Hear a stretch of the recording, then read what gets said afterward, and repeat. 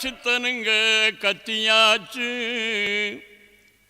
கத்தி கத்தி தொண்ட தண்ணி வத்தியாச்சு. சுத்தமாக சொன்னதெல்லாம் போரலியா, மொத்தமாக காதுலதான் ஏறலியா. அயோத்தியில் பாபர் மசூதி இருந்த இடத்தில்தான் ராமர் பிறந்தார் என்று மசூதியை இடித்து தலைமட்டமாக்கினார்கள். இதற்காக பலியிடப்பட்ட மனித உயிர்கள் ஏராளம் ஏராளம். மனசுக்குள்ள நாய்களும் நரிகளும் 4 வகை பேய்களும் நாட்டியமாடுதடா. மனிதன் போர்வையில் இருக்குது, பார்வையில் நடக்குது, நான் கண்ட மிருகமடா. அடையாரும் திருந்தலியே, இதுக்காக வருந்தலியே.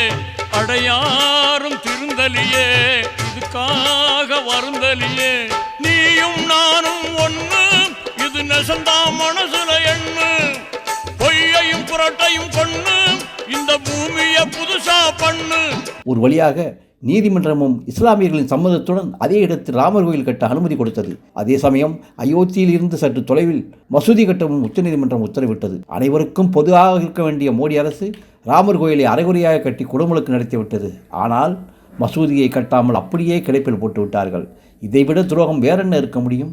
அதோடு மசூதி இருந்த இடத்தில் ராமகோயில் கட்டவில்லை என்பதுதான் கொடுமையிலும் கொடுமை.